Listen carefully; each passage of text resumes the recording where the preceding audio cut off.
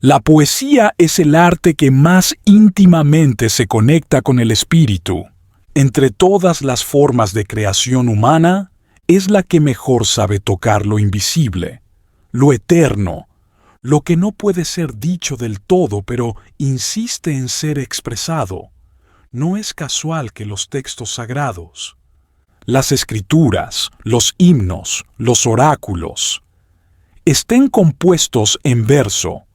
La palabra versículo viene de verso, y el verso es la respiración del alma hecha lenguaje. Quien traduce estos textos sin ser poeta, los traduce mal, porque traduce solo las palabras, no los estados del ser que esas palabras intentaban evocar. Y es precisamente eso lo que la poesía guarda, la vibración del espíritu. La poesía no es simplemente un juego de sonidos ni una forma estilizada de hablar. Es un lenguaje nacido del espíritu y dirigido al espíritu. Habla de aquello que no puede definirse, que se escapa de los márgenes del pensamiento ordinario. Por eso sus palabras suelen comenzar con inefable, incognoscible, inmortal, invisible, inteligible, infinito. Todos son atributos del espíritu, de aquello que está más allá del mundo de las formas. La verdadera poesía no necesita rimar, ni obedecer métrica alguna.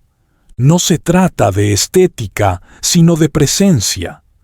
Es poesía cuando la palabra nace desde el centro luminoso del ser, cuando lo que se dice no busca explicar, sino revelar. Es un reflejo del alma tocando lo divino, y permitiendo que lo divino hable a través de ella. Los antiguos sabían esto, pensaban con el nous, la inteligencia espiritual, y cuando el nous daba forma a sus visiones, éstas se expresaban a través del logos, el verbo, la palabra, el principio creador. La poesía, entonces, es la manifestación del nous hecha logos. Es la unión del pensar eterno con la palabra viva. Cuando un poema es verdadero, no es simplemente leído, es recordado, no como algo aprendido, sino como algo que ya estaba dentro de ti. Porque el espíritu reconoce su propio lenguaje, y al oírlo, despierta. Este es el camino del trovador y la musa. Como el hombre que canta a su eterna musa, como la mujer que escucha a su fiel trovador, ella lo ha escuchado desde lo alto de su encierro, más allá de los barrotes de la carne y del tiempo. Él no ha buscado derribar los muros. Ha tocado las cuerdas del alma para disolver la ilusión de la prisión y revelarle el horizonte más allá de la torre. Y ella ha respondido con un canto que no brota de la garganta, nace del espíritu como el canto de los pájaros, como el misterio eterno. Ha entonado un canto no para ser deseada, ha cantado para ser vista con los ojos del alma, para que él la contemple no solo como cuerpo, sino como llama, como cielo. Capítulo 1. El trovador como iniciado del amor. Si uno observaba superficialmente a los trovadores, lo que veía era música y poesía. Pero bajo ese manto artístico se ocultaba una enseñanza milenaria que hablaba de la inmortalidad, de la caída de Sofía, de la búsqueda del alma por el nous y del misterio del amor, que no es emoción sino estado del espíritu. Los antiguos gnósticos decían, amor es igual a sin más mor, muerte. Amor verdadero significa lo que no muere. En esta fórmula se esconde un universo entero. Amar para un trovador, no era poseer a la dama, ni consumar un romance humano.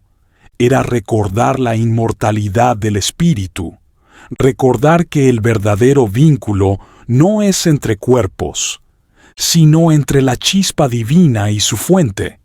El trovador canta a una dama que nunca toca, no porque sea cobarde, sino porque habla de otra dama, la Sofía eterna, la sabiduría caída que aguarda ser liberada del mundo material, el amor cortés, tan idealizado por la historia. Era en realidad un mapa de ascenso espiritual disfrazado de poesía romántica. Capítulo: La dama inalcanzable, Sofía velada. Toda la tradición trovadoresca gira alrededor de una figura misteriosa, la mujer perfecta, la dama pura, inaccesible, imposible. Pero los iniciados sabían que esta mujer no era humana. Era Sofía, la sabiduría divina, la luz primordial que cayó en la materia y quedó aprisionada en lo denso, en lo inconsciente, en lo pesado del mundo. El trovador, en su viaje eterno, la busca, le canta, la añora, siente la distancia entre ellos como si fuera una herida abierta, no porque la desee carnalmente, sino porque su alma recuerda su antiguo estado de unidad con ella. La dama es la nostalgia de la luz, y el trovador es el espíritu que aún recuerda. Capítulo 3. La palabra viva como magia gnóstica. Las escuelas iniciáticas vinculadas a los cátaros, los bogomilos y ciertas ramas herméticas enseñaban un poder que la Iglesia temía profundamente, el poder de la palabra viva, no la palabra escrita, rígida, controlada, no la palabra doctrinal, sino la palabra vibrante, unida al soplo, al espíritu interior del hombre. El trovador no recita, invoca. Cada verso suyo es un acto mágico, cada melodía un ritual disfrazado, cada canción una grieta en la prisión del mundo material. Un solo verso verdadero puede hacer vibrar la memoria interior del oyente, como si rompiera un encantamiento. Así, cuando un trovador cantaba, hacía lo que los antiguos llamaban psique, magia, magia del alma, para recordar el espíritu. Un canto trovadoresco auténtico podía abrir, aunque fuera por un instante, la puerta entre lo humano y lo divino. Capítulo 4. La errancia sagrada. No tener patria. El trovador no tiene reino, no jura lealtad a un señor, no posee casa, ni bienes, ni una tierra que lo llame suyo. Y esta condición no es miseria, es filosofía, es símbolo, es voto. El iniciado del sendero trovador hace un voto tácito: no pertenecer a ningún reino de este mundo, porque su hogar verdadero no está en la tierra, ni en castillos, ni en ciudades, ni en ninguna forma de poder humano. Su hogar es el reino del Uno. Por eso camina de aldea en aldea, de castillo en castillo, de bosque en bosque, como un peregrino eterno. Cada lugar que pisa representa una región del alma. El valle es la tristeza, la montaña es el esfuerzo ascensional, el bosque es lo inconsciente, el castillo es el yo, la forma, la identidad pasajera. El trovador nunca se queda porque su alma no se queda. Siempre busca, siempre escucha, siempre canta.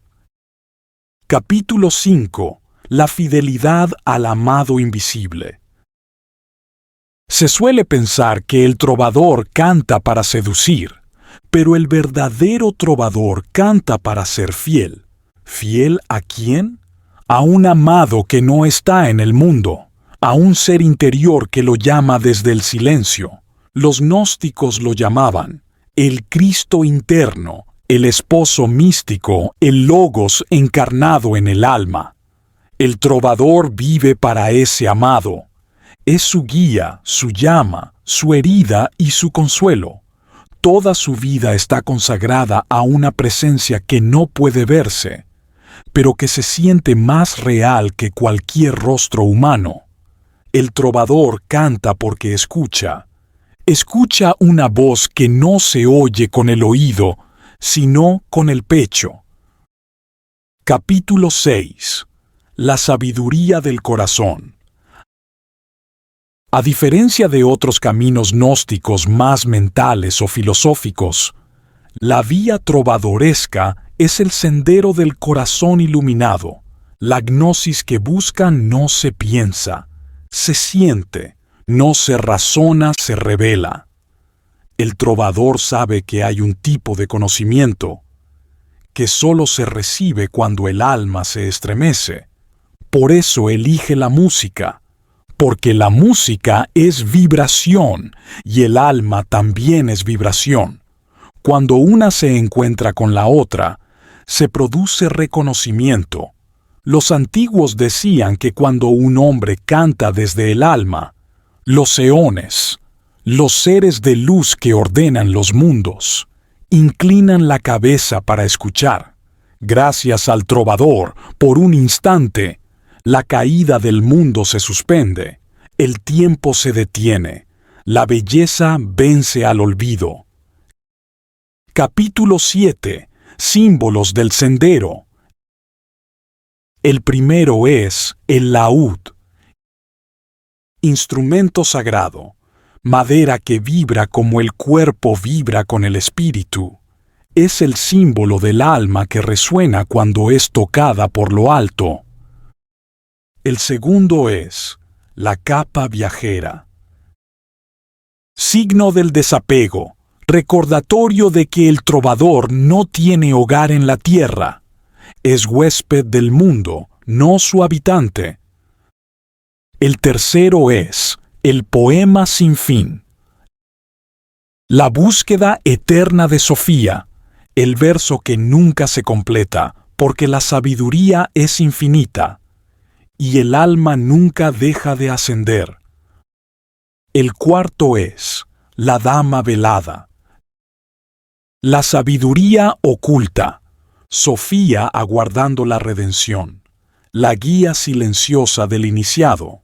Cuando un buscador ha comprendido la esencia de la dama velada, cuando ha reconocido la errancia como un voto sagrado y ha experimentado en su propio pecho la palabra viva, entonces está listo para ser iniciado en la segunda mitad del sendero trovador, la vía de la transformación interior a través del fuego del amor y la revelación del logos interior. Esta parte del camino no puede enseñarse en academias ni escribirse en pergaminos. Solo puede transmitirse como lo hacían los antiguos, por resonancia, por símbolo, por una vibración que despierta otra vibración dormida. Capítulo 8. Los 3 votos del iniciado trovador.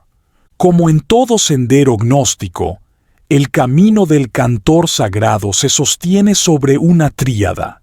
No es casual. Las grandes tradiciones espirituales han entendido desde hace milenios que el espíritu se mueve en 3 ritmos, 3 pulsos, 3 respiraciones primordiales.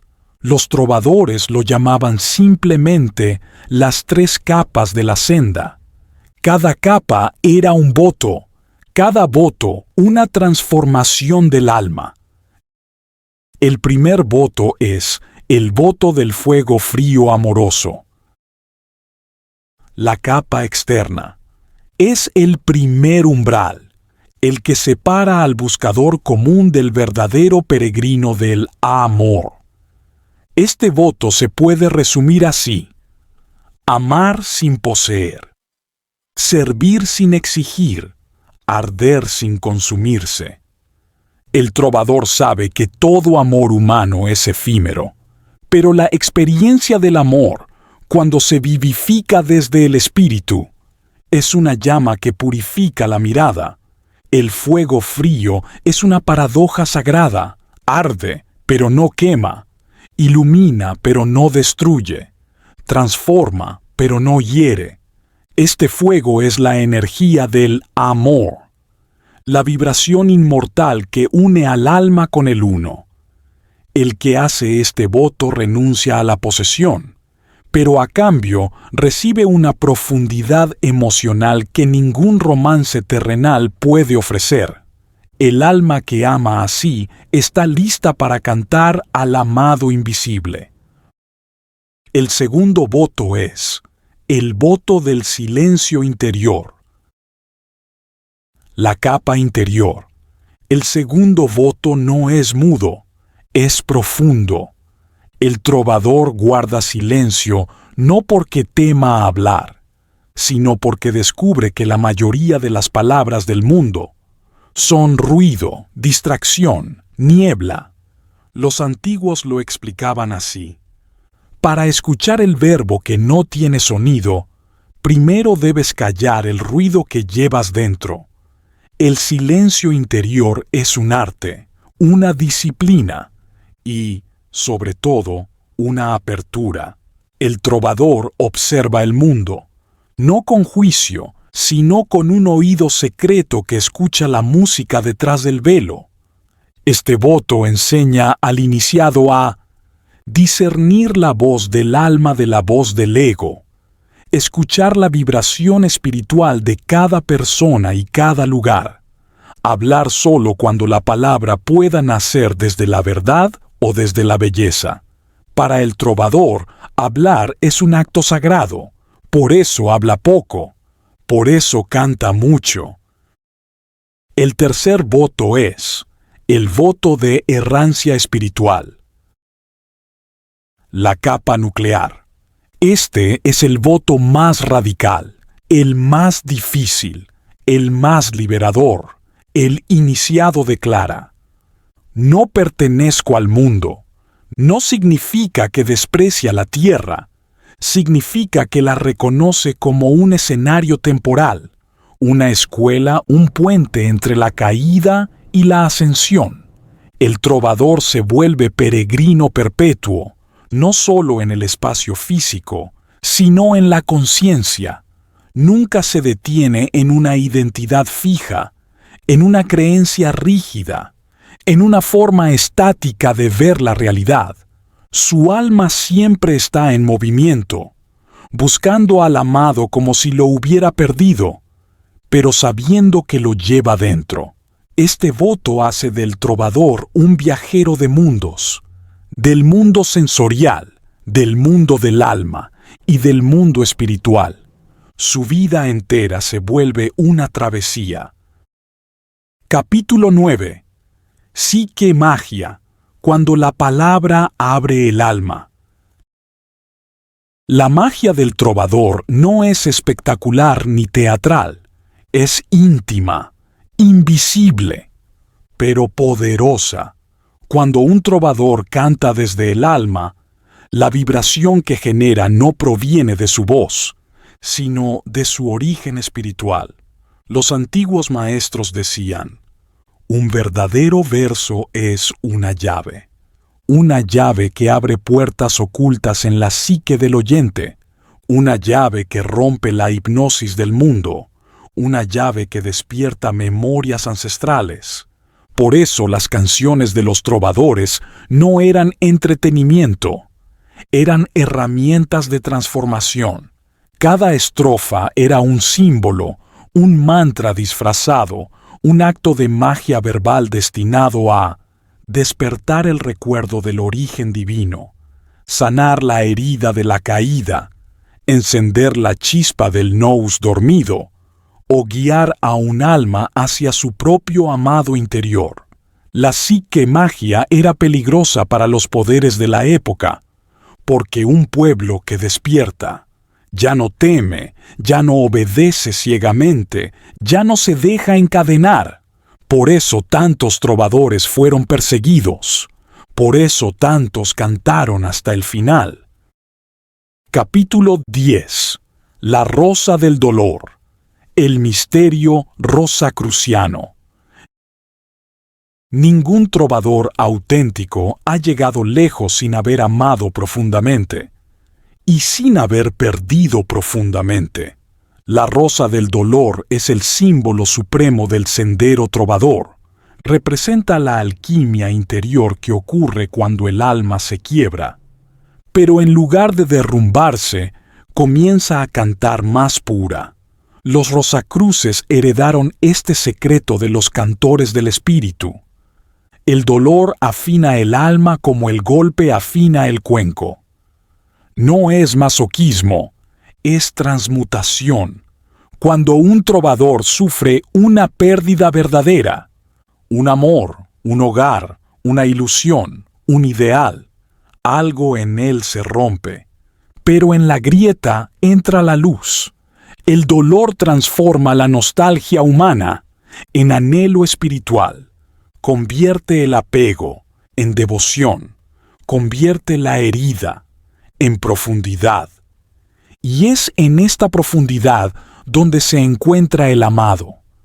La rosa del dolor es una cruz secreta, la cruz interior del alma que acepta amar lo que debe perder, para poder encontrar lo que jamás se pierde. Capítulo 11. El amado invisible. Todo en el sendero trovador conduce a un punto, al descubrimiento del amado invisible. ¿Quién es? No es una figura externa, no es un dios externo, no es un ángel, ni un espíritu, ni un maestro que vive en otro plano. Es la presencia divina en el centro del alma, el Cristo interno, el Logos vivo, la voz que llama desde sueños, intuiciones, emociones y silencios. El trovador lo busca en la dama, pero lo encuentra dentro. Lo busca en el canto, pero lo descubre en el corazón. Lo busca en el mundo, pero lo reconoce en sí mismo.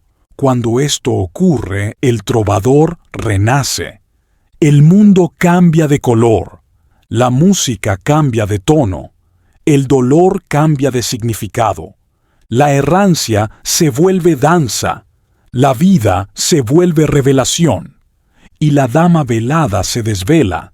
Descubre que ella es su Sofía interior, que el amado que buscaba era él mismo en su naturaleza superior, que cada canción que cantó en su vida eran mensajes que su propia alma le enviaba, desde antes de nacer.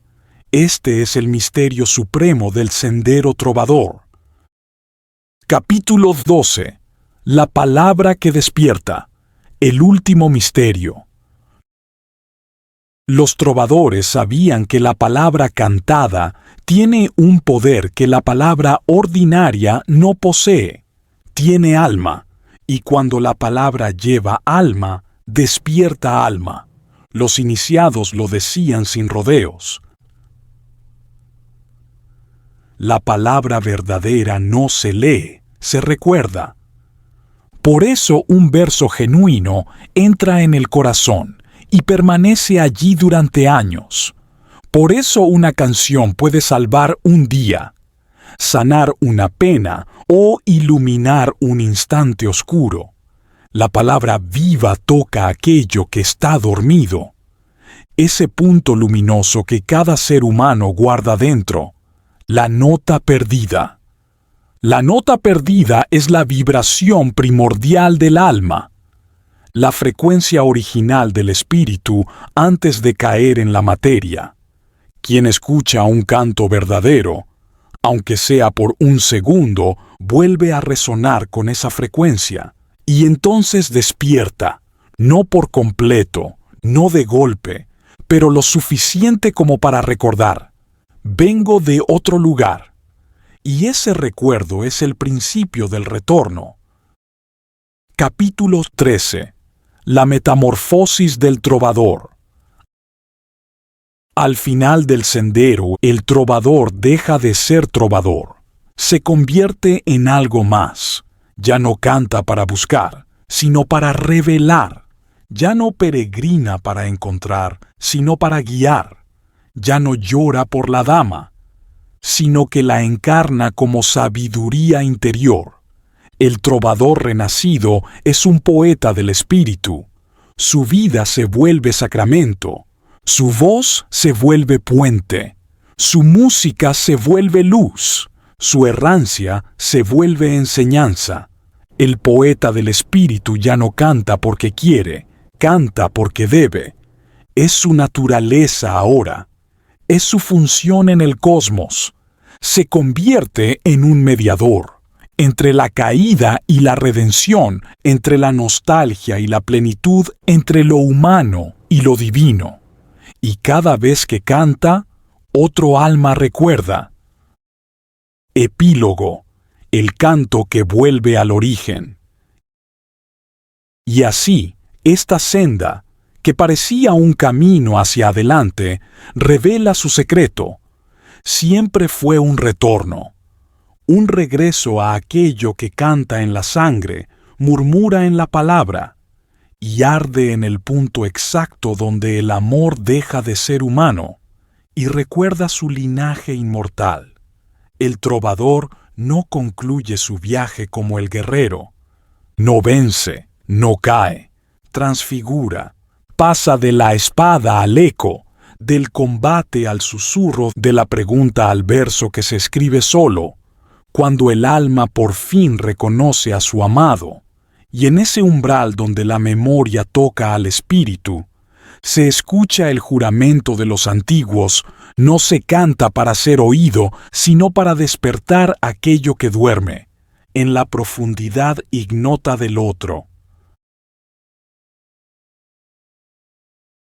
Este es el poema final del Mine Sangre. El guerrero, al borde de la noche, envaina su acero como quien guarda un secreto. Llama a la vaina Min, cofre donde reposa la memoria encendida de la sangre. Allí duerme y despierta el amor primero, el que antecede a toda forma, el que ninguna muerte ha logrado nombrar. En la corriente roja busca a la amada velada, y la halla en el resplandor tenue, que sólo percibe el corazón afinado.